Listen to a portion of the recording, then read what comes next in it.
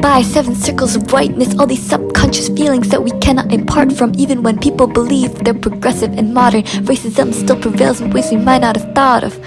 We gotta stop creating in-groups and out-groups that keep us divided. We gotta let go of the us versus them toxic mindset. As Professor Drew Wester notes, negative associations towards POCs are still afloat.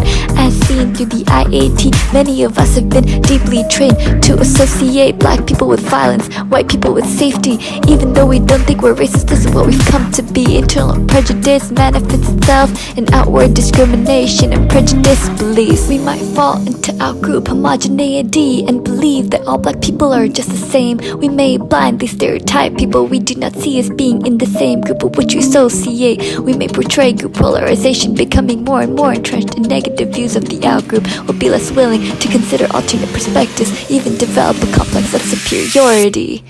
White privilege, white power, it's absolutely crucial we address the long story fight to achieve success and a voice and power. As black people are significantly disadvantaged when it comes to access to resource and opportunities, healthcare, education and jobs. There isn't one single field in which black people have it easy, always feel the need to prove themselves, which can be simply tiring. Dealing with systemic racism, structures and institutions that have deep-rooted underlying racial biases. They believe they portray equality, but disparity's the harsh reality. When we view people of color as an out-group, it becomes easy to dehumanize, to generalize, to demonize, and justify aggression, violence, hatred, and the like.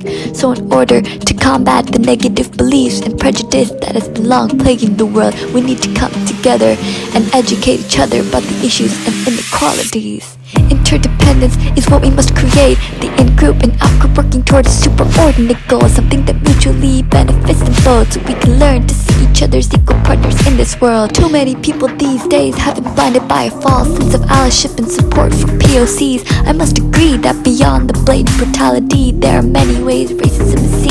Saying I don't see color, but color changes how we're perceived. Say you're too sensitive, but sensitivity's what we need in this so-called woke society. The 7 circles of whiteness depict a bit of reality. If we wanna be the best that we can be, we just have to learn how to think critically, challenge the status quo, don't just agree. We can't afford to be silent and fall into conformity.